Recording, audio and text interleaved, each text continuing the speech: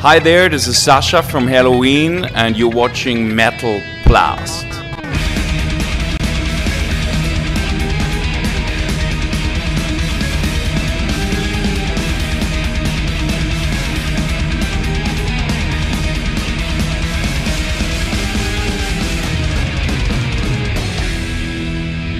Your president of the PPM is marking also the second edition of the Hellish Rock, the second time you toured since 2008 with your sister band Gamma Ray. What made you want to do this again?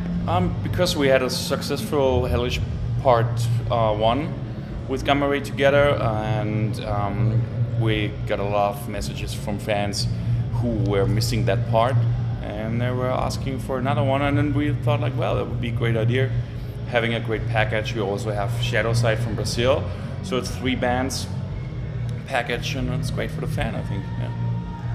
Yeah. Straight from Hell has received really good reviews from critics. It's really a great Helloween album, and it actually shows that just like wine, Helloween only gets better with age. Since you joined the band all those years ago, how do you think the band has changed? Well, when I joined the band, it wasn't really a band anymore, of course, because you have like 2 new guys coming in, and you don't know each other very well, and then you have to record together and go on tour together to get a new magic going on musical wise, and also from the stage appearance and everything. So everybody had to find his place again, and it took a while, and I think since Danny came into the band, we got pretty stable with everything. And for me, I would say Gambling with the Devil was that album which was the basis for the base for what we are doing now.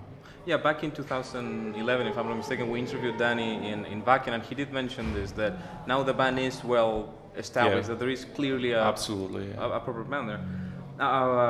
In the words of Michael Waker, he said that it is the Street of Hell is the consequential development of Seven Sinners and Gambling with the Devil. Is there a certain style or a certain method that started with Gambling with the Devil and that ended or culminated with an album? Basically, it started when we discovered that it's not a good idea to go in the rehearsal room together to record ideas and stuff, because it took so much time, and also it's very complicated if you have so many songwriters. We have 4 songwriters in the band, and everybody has his opinion, of course, and so we figured it would be a great idea if everyone has his own studio at home, and we're recording ideas, and then we're sending them to each other, and then we decide what's gonna happen, and that was really good. I mean, that's the base for how we work now.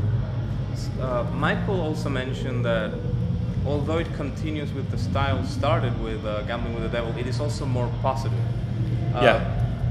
Was it a conscious decision to try to be more positive this time, or was it a... I think it came up naturally. So, of course, we wanted to make a pretty heavy album with 7 Sinners. Sorry. Yeah, I think it was not on purpose, but it just came up natural because we were all happy together, and we had successful tours when we released 7 Sinners and everything. So we're in a really good mood, and that when you come up with new song ideas in that direction. But there are still some negative, I mean, not negative, more doomy or dark songs like Nabatea, which deals with destruction of, and you know, the craving for war of the other nations, World of War, yeah, and the one about the church, which was that's not mine. Church breaks down. They all deal with more negative. They're not negative. I mean, we always had subjects like that, so we were always being social critics, and you know, we always did that kind of stuff, and we have also funny songs, and things just come up, and then you express yourself making a song, and well, we have all kind of songs. And also, it's still heavy metal. I mean, heavy metal is supposed to be hard and heavy. And make a social commentary like you're doing with, with this. Their song Live Now, Andy mentioned that when they were making it, it was coming out to pop metal, and that you actually had something to do with changing that a little bit. Yeah, actually it was not so... It was not a real pop song. It was metal, but it was more dark, and I would call it was more new metal-ish, kind of. And I thought Live Now is a great hook. So it always had this great hook line, Live Now, and I thought making dark harmonies and all that with a great hook line like this, that maybe is not the best musical idea to push such a hook line, and that's why I just came up with a couple of riff ideas and changing harmonies and stuff. But the basis came from Andy, of course. You're responsible for the song Asshole as well, right? You wrote that one. What is that one about? Because it's a fun song. It's stupid lyrics. That's what we're known for as well. I mean, if you take Dr. Steen, for example. So our fans are used to get stupid lyrics as well sometimes. And it's a fun song. It's fun melodies, and it's not that heavy at all. And everybody knows one person you would call asshole, right? Definitely. So, and we have this long-term running gag between Andy and me that years ago he told me that he can call his best friend asshole if he likes, and I was thinking the opposite. I was thinking, if it's your best friend, you never call him asshole. And he was like, yeah, but if he's acting like an asshole, I would call him asshole in that moment. And that's when we had a discussion going on about that, and after a while it became some running joke. So if someone is doing bullshit in the dressing room or whatever, and I say, well, but I can't say asshole to my best friend, right? And so also I picked that subject up for a song. To do funnier songs with Helloween, although I agree that Helloween likes to do that. One of the problems that Helloween suffered in its career was, for instance, when Pink Bubbles Go Ape was released all those years ago.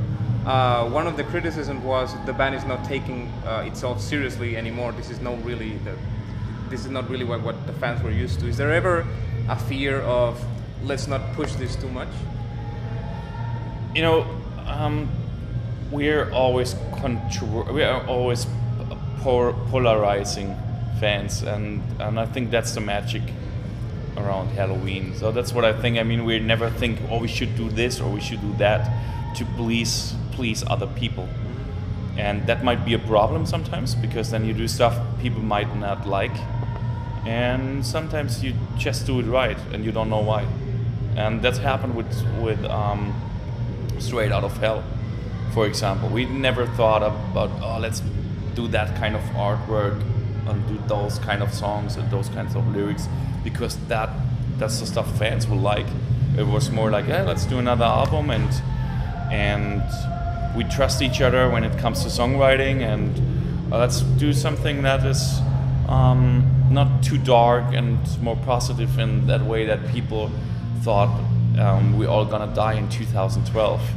Right. So, and we thought like, well, let's do some opposite. And for example, a song like Live Now was a must to be on the record in that case. So, yeah.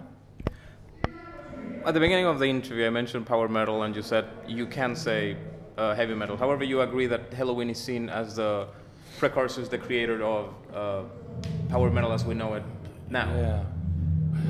Well, maybe Helloween influenced a lot of bands to play power metal, but in the end of the day, I think it's metal. I mean, we have rock songs as well. I mean, Dr. Steen is not a power metal song. Not at all.